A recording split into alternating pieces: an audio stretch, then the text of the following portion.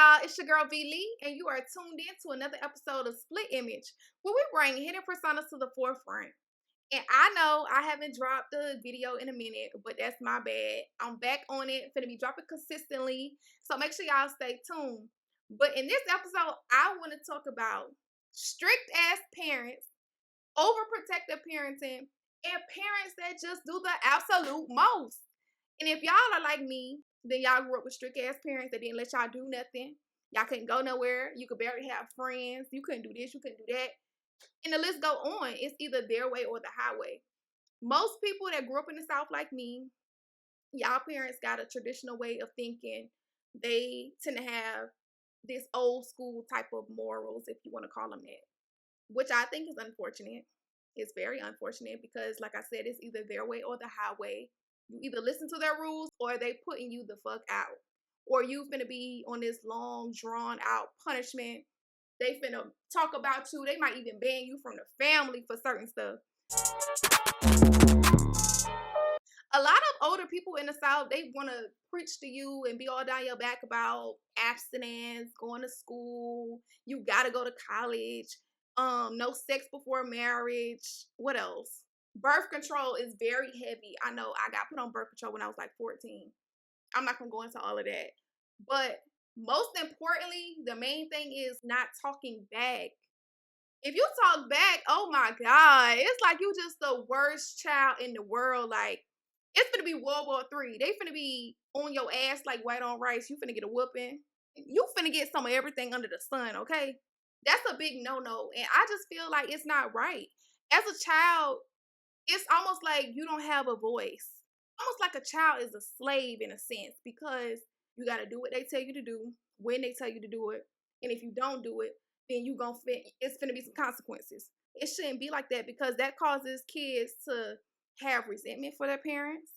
It causes them to have extreme anger issues because I know I had anger issues and I'm not afraid to admit it. Like, I went to anger management at one point. And it also causes trust issues because there were some situations where, like, say for example, I'll tell my mom something. I'll be like, don't tell nobody. Next thing I know, my daddy know about it. Mom, what is you doing? I asked you to keep a little secret. You can't do that. Damn. Mom, I ain't gonna get into you on this episode. But yeah, me and my parents are good now. I can call my mama anytime of the day. I call my daddy anytime of the day. We talk about everything under the sun, but that's now because I'm grown and I understand and realize what they were trying to do back then. But as a kid, when you don't have that adult explaining why they're doing certain things, then it does cause all that built up tension. And you like, damn, they must don't like me or something. I can't do nothing. They don't want me to have a life. And a kid shouldn't feel that way. But parents, when you're growing up, they just feel like they don't have to talk to you. You a child. I don't have to explain to you why I'm doing this or why I'm doing that. You just listen to what I'm saying. That's the wrong way to do things. It's so many situations where I can explain, like, where I didn't have a voice. I didn't have freedom. Like, for example, I couldn't go to certain friends' house because my parents were like, oh, I don't like the way they do things over there. They got freedom. Yeah, they got freedom. Damn, that don't mean that their parents are not, they still don't have boundaries and rules. Like, come on. I used to be mad, like, and jealous of certain friends because I'm like, damn, she get to go to the party. She get to go to the movies. Why I'm in the house cooped up, I can't go nowhere. My mom and dad did not let me date, especially until I was 16. No boys was coming to the house. They barely wanted boys calling my phone, but they got used to that because they realized that I was doing it anyway. Just because they told me that I couldn't date until I was 16, that don't mean I waited until I was 16. That just means I was sneaking around and doing it, which I don't feel like I should have been doing. And it made me feel bad. And so when my mom and dad used to tell me not to do certain stuff and then I go behind their back and do it anyway, I used to feel guilty like, dang. But at the same time, I shouldn't have had to feel that way because my mom and daddy should have been open to letting me do certain things. Like, some of my friends had boyfriends out in the open. Their parents would take them on supervised dates to the games, to the mall, to the movies, shit like that. And I used to be jealous because why I can't have the same thing that my friends are having? We're the same age. We all know each other, especially in this small town. It's not much that I'm going to be able to do without you knowing.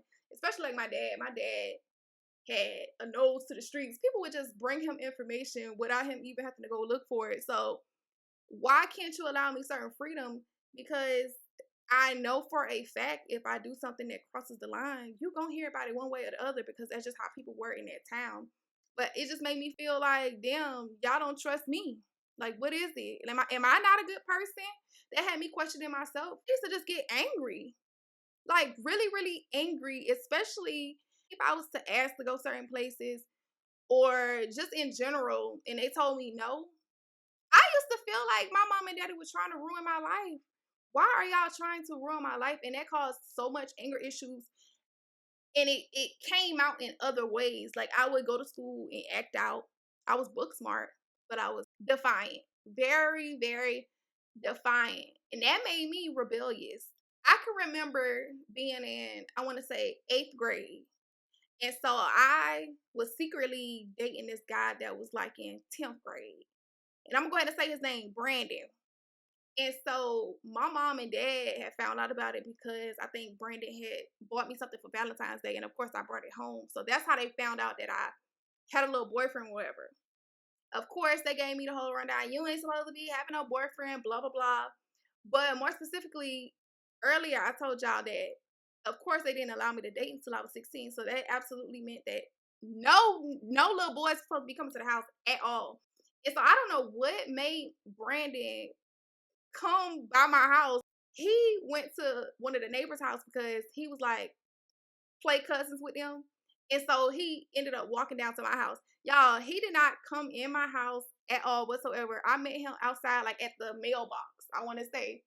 And my neighbors was so nosy that they called my dad. And before I knew it, my dad was on the way to the house, but Brandon had done left by then.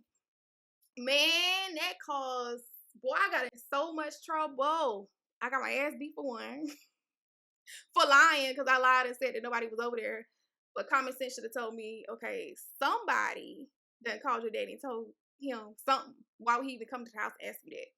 That my ass would got my phone broke and taken. I couldn't get a new phone. I was on punishment for the longest. I was so pissed. Now I wish my dad would have just talked to me. And we had this conversation. That's why I say I could talk to my dad about anything now. But my dad was like, back then I was just trying to protect you from boys taking advantage of you, like getting played. I didn't want you to be no pass around and all this and that. And if he had only explained that in terms where I could understand it at that age, because I think I was like maybe 13, 14, I just wish that he could have chosen the right words to explain what he was trying to protect me from at that moment. And maybe I would have resonated with that more than getting disciplined for it. Me getting disciplined for it, it just made me mad and just made me want to get at him even more. So I used to sneak and call Brandon off my cousin phone. Drika, I'm throwing you under the bus on this episode.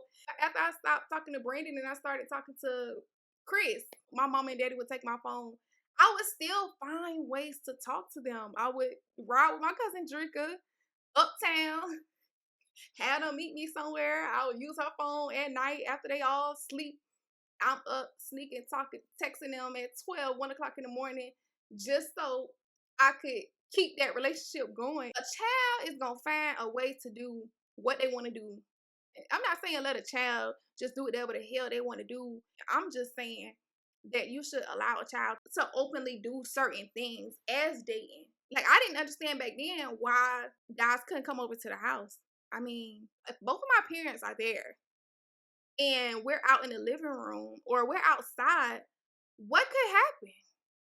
Besides us talking, and then the conversation ain't gonna get explicit in front of my parents. So I was just so lost and so confused as a child. Like, why won't they let me enjoy myself? Why I can't talk to nobody? And that's how a lot of things happen, and that's how a lot of things slip through the cracks because kids gotta sneak and do stuff. So for one, if I wouldn't have had to sneak and do certain things, I probably wouldn't have lost my virginity in high school.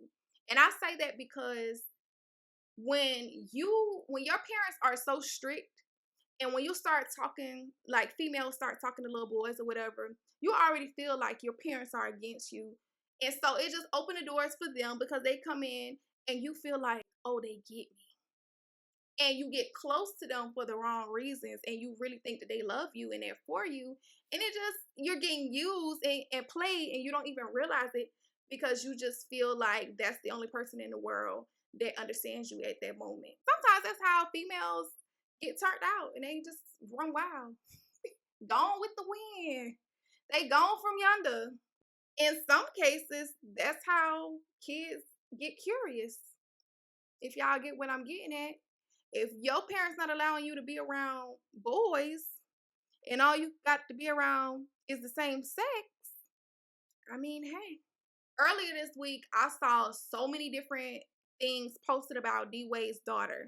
People were in a frenzy, especially on Facebook, because y'all know that's where the older people, hang out, baby. Facebook is their thing. People were arguing in the comments so bad, so I thought like people was gonna pull up on each other, and I'm like, damn, bro, y'all doing the absolute most. Y'all going ham over some shit that really ain't got nothing to do with y'all, and that's not affecting y'all in any type of way, fashion, or whatever. But I'm gonna talk about it. A lot of people thought it was because, oh, he's transgender. They're both transgender. I don't even feel like that was the case. Like I said earlier, a lot of people in the South, and that's who I'm mostly friends with on Facebook, so that's what I was seeing. A lot of older people in the South, they think that it's just so disrespectful to display affection in front of your parents. That's what the main thing for what I think it was. It was the fact that they were kissing in front of their parents more so than it was them actually being transgender. That wasn't the thing. And so I know, shit, hell, to this day, I'm still scared to do certain things in front of my mom and dad. Like, I wouldn't feel comfortable tonguing down my boyfriend in front of my parents. I wouldn't probably feel comfortable even sitting on my husband's lap in front of my parents. It's just a whole respect thing, and it's how you were brought up. And so a lot of people call things disrespectful because of the way that they were brought up. I agree to a certain extent because, like I said, there's things that I wouldn't do in front of my parents. But at the same time, I do respect the fact that they did allow that child to express themselves and to openly date in front of them. I think they're like 14 or 15. If that was me, that wouldn't even be a thing because, hell, I couldn't have company over.